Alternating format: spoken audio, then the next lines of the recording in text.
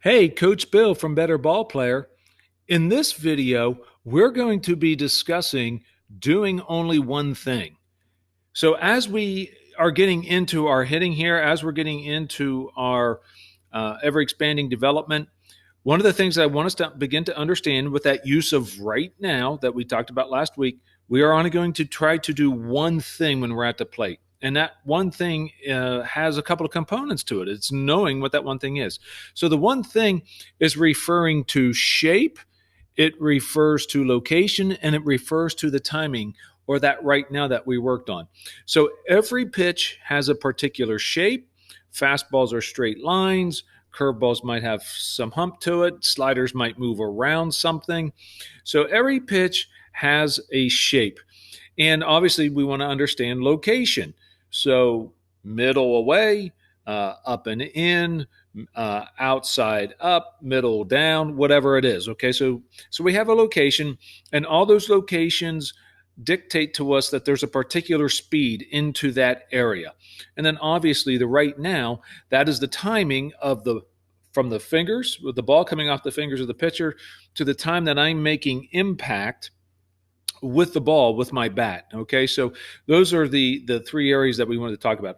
Now, as we get into this just a little bit further, I do want to know, I'm going to drop in here.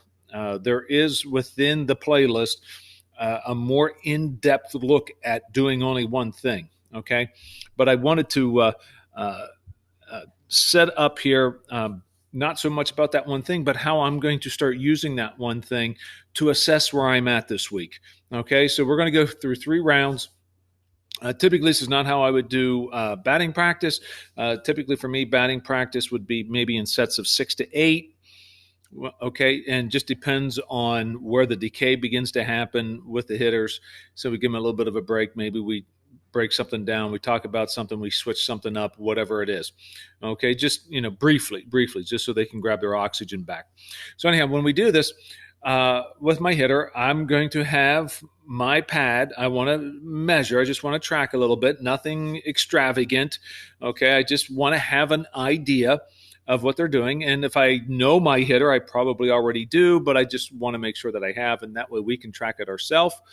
And part of this will also play in down the road when we start talking about what it is that I see, what do I understand, what do I understand about myself, what do I understand about the pitcher as far as that goes, okay? So that's information that we'll be able to use later on as well. Anyhow, as we do this in the first round, I'm going to throw 20 pitches. That's all I'm going to do. There's no instruction. Your guy's going to do his thing. Your dude's going to do his thing. And all that we're trying to do is just get an idea of where he's at his best. Okay, and I'm going to do my best to be into the strike zone or not, but there's no instruction. Nothing's given. Okay, if something happens to get away and we see swings and misses, that can be a tell. It might be something that we begin to look at down the road here. So that's all we're going to do in that first round. We start to get an idea of where we're at. In the second round, we're going to just have a little breakdown session in there where we just talk about, what area did you think you hit well? And this is thrown. I could do this on a tee, progress it to a sitting throw.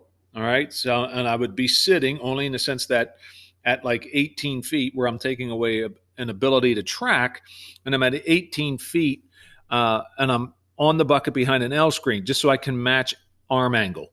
Okay. And now if I go beyond that, now I'm going to stand. And when I get back to like 30, 35 feet, I can stand and throw as well. Okay. So all I want to do right now is get the hitter to tell me, where am I? What did I feel I did best? What did I feel I could do better with? Okay. So that's the first area. Then in the second round, the only instruction I'm giving is just hit strikes. That's it. Just hit strikes. And now I'm going to start to throw some stuff out of the strike zone, maybe some chase type pitches. I can throw anything I feel like throwing. It could be curveball, it could be changeup, it can be fastball, it could be just a little flipper. If I can't throw the curve, I can just throw a little loopy fastball, just a pitch that I've just taken speed off so it loops a little bit. It's got a different shape on it that still gets to the plate. Okay, so nothing wrong about that.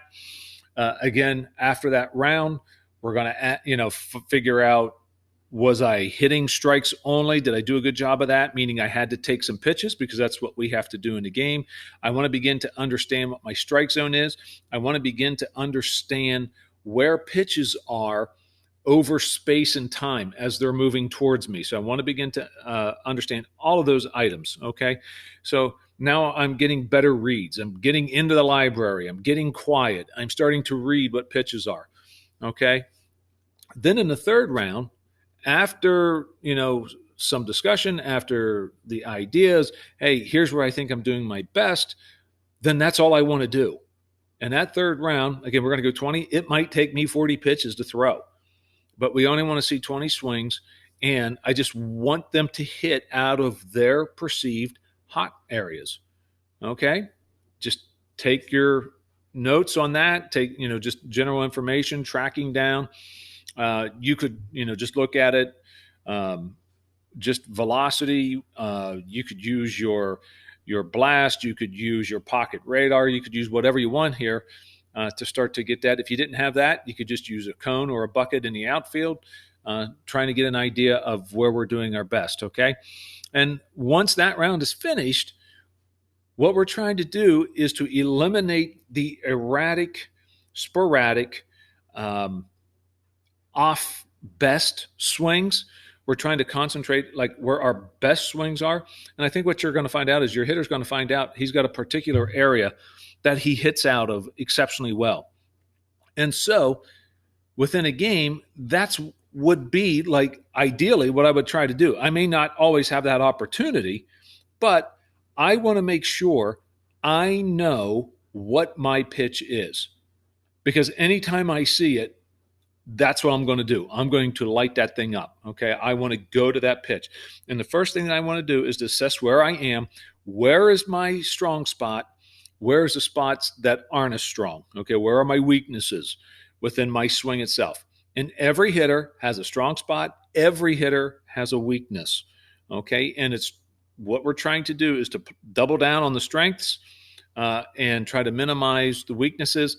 And what I mean by minimize the weaknesses, that would be chasing into those areas when I don't have to. The only time I need to go to those areas is when I have two strikes, and it's something I need to do to stay alive at the plate.